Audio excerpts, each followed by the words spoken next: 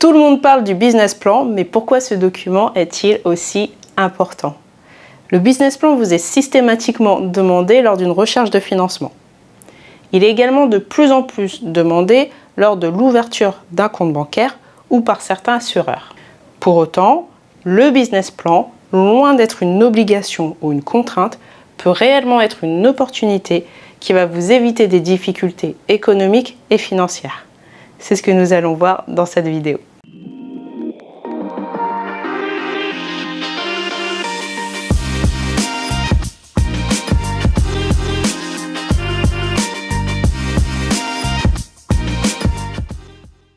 Je suis Solène Coriol, expert comptable, commissaire aux comptes, coach pour entrepreneurs. Mon métier consiste à partager avec vous des astuces, des outils et de l'information pour vous permettre d'augmenter au mieux la rentabilité de votre entreprise. C'est la première vidéo de la rentrée. Avant les vacances, je vous avais annoncé des surprises et c'est avec beaucoup de fierté que je vous annonce le lancement de ma première formation, établir son business plan soi-même, même si vous êtes allergique aux chiffres. Cette formation est éligible CPF si vous remplissez les conditions, le lien est dans la description. Vous savez que pour moi, l'entrepreneuriat est une affaire de passion, que j'ai à cœur de partager avec les chefs d'entreprise ambitieux mes connaissances en fiscalité, en ressources humaines et en finances d'entreprise. Pour y parvenir, j'ai 3 outils. Le premier, c'est Koi Finance, société d'expertise comptable qui met l'accent sur la proximité client. Mon second outil, c'est Koi Coaching, qui est une société d'accompagnement à la création d'entreprise. Et ça fait maintenant 1 an que je partage avec vous ces vidéos tous les mardis, avec beaucoup de plaisir d'ailleurs. J'ai eu envie d'aller encore plus loin et c'est pour ça que dorénavant, vous trouverez un formulaire de contact dans la description pour pouvoir me contacter encore plus rapidement.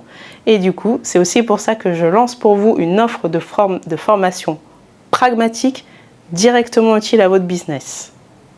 La première, je vous l'ai dit, c'est établir soi-même son business plan, même si vous êtes allergique aux chiffres.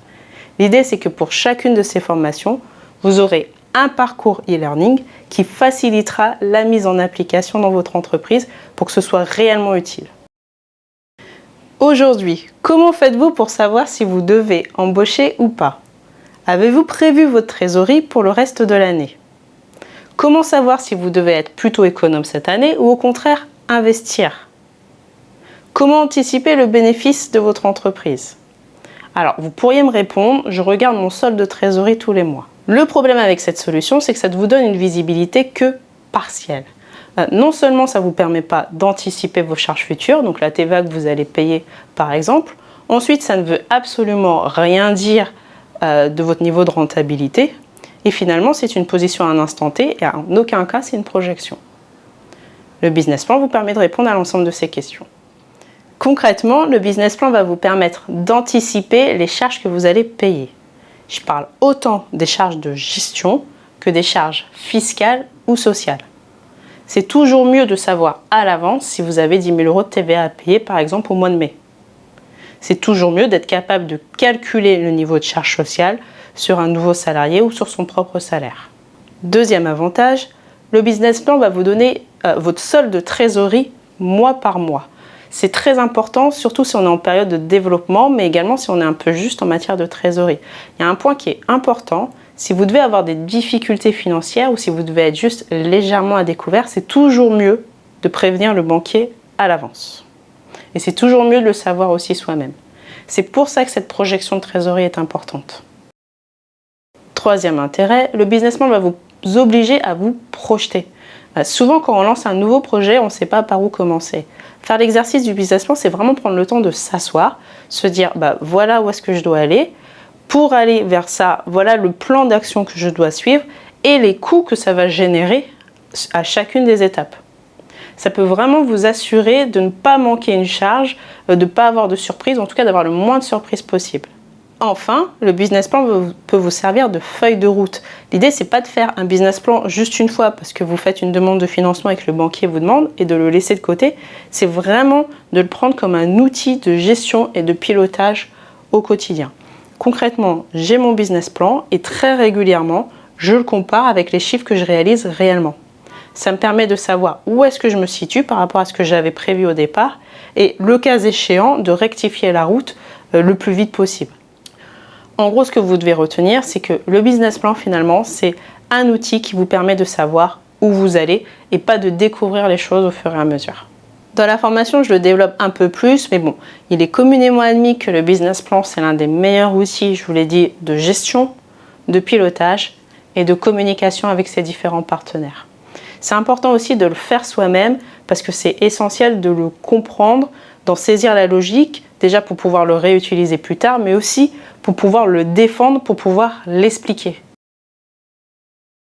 Quand vous arrivez devant un banquier, il n'y a rien de pire que de dire je ne sais pas pourquoi tel chiffre est mis là, c'est mon comptable qui a fait ça par exemple. Quand vous vous impliquez dans votre business plan, du coup c'est plus facile pour vous d'argumenter. Du coup forcément si on est dans le cadre d'une recherche de financement, ça va maximiser vos chances d'obtenir ces financements.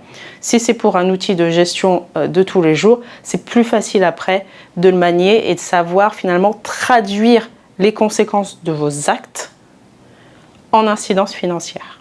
Comment se compose un business plan? Dans un business plan, vous allez avoir deux parties. Une partie de texte et des tableaux financiers.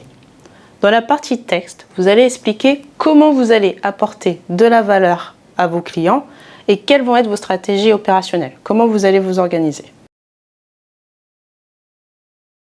Dans les tableaux financiers, il y a 3 tableaux qui sont juste indispensables. Le premier, c'est le plan de financement. Ça permet de vous assurer que votre structure financière, elle est équilibrée, elle est stable sur du long terme, que ça ne va pas vous apporter de mauvaises surprises.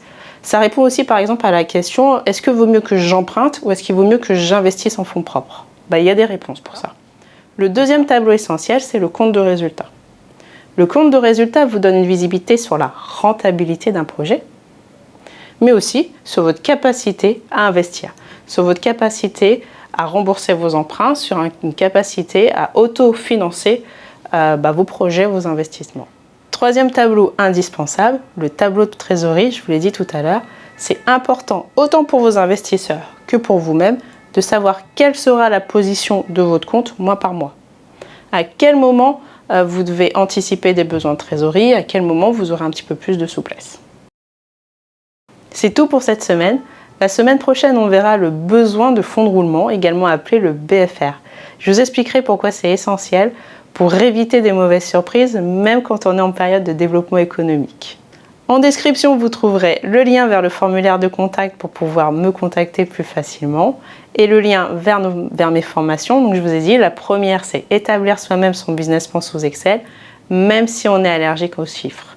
Formation éligible au CPF, première d'une longue série. Notre deal n'a pas changé. Moi, je continue à animer ces vidéos par passion pour l'entrepreneuriat et parce que j'aime partager avec les chefs d'entreprise ambitieux mes connaissances en finance d'entreprise, en fiscalité, en ressources humaines.